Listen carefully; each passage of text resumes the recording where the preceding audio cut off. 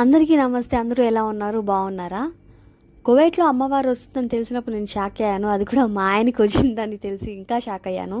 నేనే కాదు, చాలామంది కువైట్లో కూడా అమ్మవారు వస్తుందని చాలామంది షాక్ అయ్యారు. కానీ ఆ తల్లి లేనిది మనం లేం కదా, కాబట్టి ఆమె ఎక్కడైనా వస్తుంది, ఎప్పుడైనా వస్తుంది. పోతే మా ఆయనకి ఈరోజు 9వ రోజు. ఈ ఆకంతా ఇలా మిక్సీ కొట్టేసి దాన్ని బాడీకి మొత్తం పూసేసి స్నానం చేపేయాలన్నారు. ఇంకా ఈ లేత చిగుళ్ళు ఉన్నాయి కదా, అవి కొంచెం చేదు తక్కువగా ఉంటాయి కాబట్టి అవి మాత్రం సపరేట్ చేసి దంచి 3 ముద్దలు మింగించి పసుపు నీళ్ళు తాపేయమన్నారు. నేను అందుకోసం అని చెప్పి ఈ లేత చిగుళ్ళని సపరేట్ చేసేసాను. ఇంకా కొంచెం ఆకంతా మిక్సీలోకి కొంచెం పసుపు తీసుకొని దాన్ని కూడా మిక్సీ చేసుకున్నాను. ఈరోజు మా ఆయనకి 9వ రోజు కావడంతో ఇలా కొంచెం తగ్గింది. నేను ఫస్ట్ భయపడ్డాను, అమ్మో ఏంటి నాకు తెలియదు ఏం చేయాలి ఎలా చేయాలని. కానీ మొత్తానికి ఆ తల్లి మమ్మల్ని ఏమి ఇబ్బంది పెట్టలేదు, ప్రశాంతంగా వెళ్ళిపోయింది.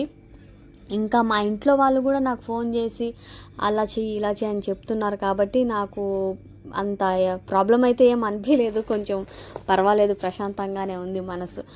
మా ఆయన పనిచేసే వాళ్ళు కూడా పర్వాలేదు, కొంచెం తగ్గిన తర్వాతే రమ్మని చెప్పని వాళ్ళు కూడా పర్మిషన్ ఇచ్చారు.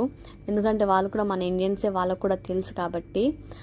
ఇంకా మళ్ళీ 9వ రోజు స్నానం చేసేస్తున్నాడు కాబట్టి మళ్ళీ ఆ దుప్పట్లే ఏం కప్పుకుంటాడు, ఎందుకంటే కింద పడుకుంటున్నాడు కాబట్టి ఆ దుప్పట్లు ఏం కప్పుకుంటాడులే అని చెప్పని మళ్ళీ అవి ఉతికేస్తున్నాను. ల్యాండ్రీకి ఇస్తే వాళ్ళు ఏ టైంకి ఇస్తారు, మనకు కావాల్సిన టైంకి ఇస్తారా ఎవరా అని డౌట్. అందుకే కువైట్లో ఎండలు బాగున్నాయి కాబట్టి ఉతికేసామంటే ఆరిపోతాయి అన్న నమ్మకంతో ఉతుకుతున్నాను.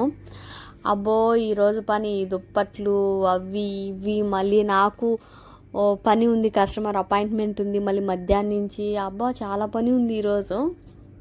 ఇంకా ఇవన్నీ ఉతికేసిన తర్వాత మా ఆయనకి ఆల్రెడీ నేను అది మిక్సీ కొట్టింది పూసేసాను. పూసి ఆయన కూర్చోమని చెప్పి నేను ఈ పని చేస్తున్నాను, ఎందుకంటే అంతలోపల మొత్తం ఒంటికి పడుతుందని. నాకెప్పుడో 3rd క్లాస్లో ఉన్నప్పుడు ఒకసారి, 10th క్లాస్లో ఉన్నప్పుడు ఒకసారి వచ్చింది కాబట్టి నాకు అంత గుర్తులేదు నాకేం చేశారు అప్పుడని. ఈ దుప్పట్లు మాత్రం నాకన్నా ఇవే బరువుగా ఉన్నాయి. ఎండ చూస్తే బాగానే ఉంది, బయట ఆరిపోతాయని చెప్పని నమ్మకం కూడా కలిగింది నాకు. మరి చూద్దాం సాయంత్రానికి ఆరుతాయా ఆరవా అని చెప్పని డౌట్ ఉంది. మీలో ఎవరైనా మన ఛానల్ని సబ్స్క్రైబ్ చేసుకోకపోతే ఇప్పుడే సబ్స్క్రైబ్ చేసుకోండి. మన ఇంటి దగ్గర అయితే నీళ్ళల్లో ఆకు వేసి మరగనిచ్చి అవి స్నానం చేపిస్తారు. కానీ ఇక్కడ మేము గీజర్ వాడటంతో మాకు వేడి నీళ్ళు కాంచుకునే పని ఉండదు. అందుకే నేను ఇలా ఆకేసి కాంచి ఆ నీళ్ళే స్నానం చేపిస్తున్నాను. ఇంకొకటి ఏంటంటే అమ్మవారు వచ్చినప్పుడు మనం బాడీకి సబ్బు కానీ తలకి షాంపూ కానీ వాడకూడదంట. జస్ట్ ఊరికి అలా నీళ్లు దిగబోసుకొని వచ్చేయాలంట. ఈ నీళ్ళు ఆ బకెట్లో కలిపినప్పుడు ఆకు ఉడకడం వల్ల నీళ్ళు కూడా పచ్చగా అయిపోయినాయి బకెట్లోటివి. ఓకే అండి, బాయ్.